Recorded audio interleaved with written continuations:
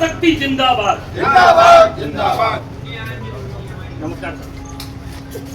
और हम लोग ग्राहक पंचायत की तरफ से आपके पास एक निवेदन लेकर के आए हैं और इसके निवेदन के लिए पूरा समाज आपसे अपेक्षा करता है कि हमारी मांग को आप स्वीकार करेंगे।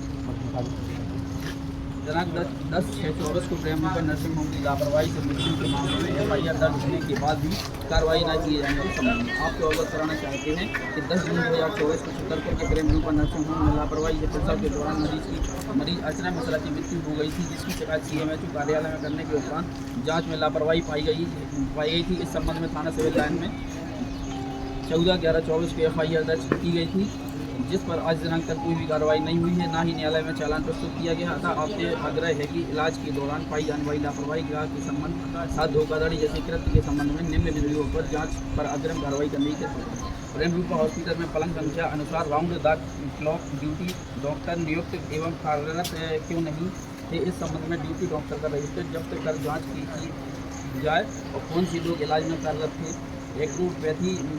एलोपैथी हॉस्पिटल में प्रतिमा खड़े ड्यूटी डॉक्टर स्त्री रोग विशेषज्ञ के रूप में बिना CMHO कार्यालय की अनुमति के कारण करके धोखाधड़ी के कृत्य के लिए डॉक्टर प्रतिमा खड़े को आरोपी बनाया जाए। मरीज अर्चना मिश्रा की फर्जी एवं पूर्वरचित पैथोलॉजी रिपोर्ट तैयार करने के लिए IPC की धारा 318-336 के तहत डॉक्टर राजेश खरे, प्रतिमा खरे, रश्मि खरे के ऊपर धाराओं में विदित की जाए। अवैध रूप से बिना लाइसेंस एवं और पंजीकरण कराए बिना प्रेम पर पैथोलॉजी से संचालित कर मध्य प्रदेश उपचार अधिनियम के उल्लंघन अपराध की जाँच करने के संबंध में धाराओं को विधित की जाए। मरीज अर्चना मिश्रा की OT नोटिस एवं ट्रीटमेंट चीट बनाए जाने वाले चिकित्सक को आरोपी बनाया जाए। डॉक्टर राजेश खरे, प्रतिमा खरे एवं रश्मि खरे द्वारा CGD डिलीवरी के समय एनेस्थीसिया डॉक्टर और बच्चों के डॉक्टर व्यवस्था न करने के उपचार में लापरवाही मृत्यु होने के बिंदुओं के अनुसंधान में शामिल किया। मरीज अर्चना मिश्रा के पूर्व जिन प्रसवों के सिजेरियन डिलीवरी बनाई गई उस समय एनेस्थीसिया और बच्चों के डॉक्टर कौन सी इस बिंदु पर जांच की है। श्रीमान जी, इसमें 3 प्रमुख पॉइंट हैं और आज हम लोग ये जो ज्ञापन लेकर के आए हैं ये किसी व्यक्तिगत कार्यवाही के लिए आपके पास प्रस्तुत नहीं कर रहे हैं। इसमें मुख्य कारण ये है सर कि समाज में एक अस्पताल जो कि पूर्ण अवैधानिक तरीके से चल रहा है, जिसके लिए माननीय जिला उपभोक्ता आयोग के द्वारा इन सारे बिंदुओं को प्रमाणित किया गया है और ये सारी कमियां पूर्ण रूप से पाई गई हैं। उसकी रिपोर्ट की ऑर्डर कॉपी भी हम आपको प्रस्तुत कर रहे हैं और इसमें प्रमुख बिंदुओं पर टिक किया गया है। तो श्रीमान जी, पूछना ये है कि जैसे ये जो एक रिपोर्ट है, ये रिपोर्ट पूर्णतः फर्जी है और इस फर्जी होने के बावजूद भी 2024 से लेकर 2025 तक वो अस्पताल उसी व्यवस्था के तहत संचालित है, तो क्या हम उस अस्पताल को एक मौका दे रहे हैं कि वो और मृत्यु संचालित करे और मृत्यु करे और उसके बाद उपभोक्ता आयोग से 50 लाख रुपए प्राप्त करे? तो क्या ये एक हॉस्पिटल की जो व्यवस्था है ये 50 लाख रुपए प्राप्त करने की व्यवस्था बनकर मात्र रह जाएगी क्या?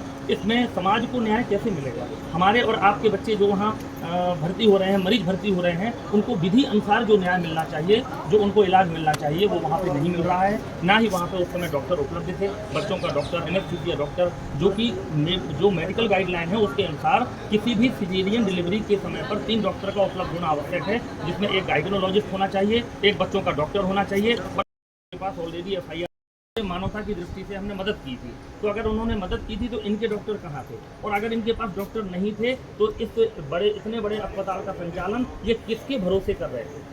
डॉक्टर प्रतिमा खरे जिसने हमारा इलाज किया, उसने किस अधिकार से हमारा इलाज किया? हम तो उसको डॉक्टर ही जानते हैं, लेकिन अब पता चल रहा है कि वो डॉक्टर थी ही नहीं और CMHO की अनुमति के बिना अस्पताल में कार्यरत थी। तो किस अधिकार से एक अनाधिकृत व्यक्ति एक हॉस्पिटल के अंदर अपनी सेवाएं दे सकता है? इस पर आपके द्वारा कार्रवाई की जाने के लिए हम आपसे मांग करते हैं। एक फर्जी पैथोलॉजी लैब और अस्पताल का नियमों के विरुद्ध संचालन, ये पूर्ण रूप से अनैतिक है और समाज के लिए मैं आपसे, पूरे समाज के साथ मैं आपसे ये अपेक्षा करता हूँ कि आप इसमें उचित कार्रवाई करें और ऐसे अस्पताल को दंडित करें जिससे समाज में न्याय की अलग जग सके। तो उनके पास पैथोलॉजी का रजिस्ट्रेशन भी नहीं है, उसके बाद भी वो अपने सिग्नेचर कर रहे हैं डॉक्टर राजेश। जिले की किसी भी अधिकारी को इस पॉइंट पर पता नहीं क्यों संज्ञान लेने की चिंता नहीं हो रही है कि एक फर्जी लैब सर चल रही है, क्यों चल रही है, किसके? ये राजेश खरे के सिग्नेचर है सर, इसकी ओरिजिनल कॉपी उपलब्ध है। राजेश खरे प्रमाणित ही नहीं है इस पर सिग्नेचर करने के लिए, क्योंकि उसके लिए पैथोलॉजिस्ट होता है बाकायदा और एक टेक्नीशियन होता है। ना इसमें टेक्नीशियन है ना इसमें पैथोलॉजिस्ट है, तो ये पैथोलॉजी लोग कैसे संचालित हो रही है? और इस फर्जी रिपोर्ट के आधार पर डॉक्टर रश्मि शर्मा के द्वारा जो इलाज किया गया वो इलाज भी अनैतिक है, क्योंकि डॉक्टर की ये जिम्मेदारी बनती है कि जब वो किसी रिपोर्ट को देखें तो कम से कम उसके वैधानिकता की जांच करने के बाद ही उस रिपोर्ट के आधार पर अपनी दवाइयाँ और इलाज करें।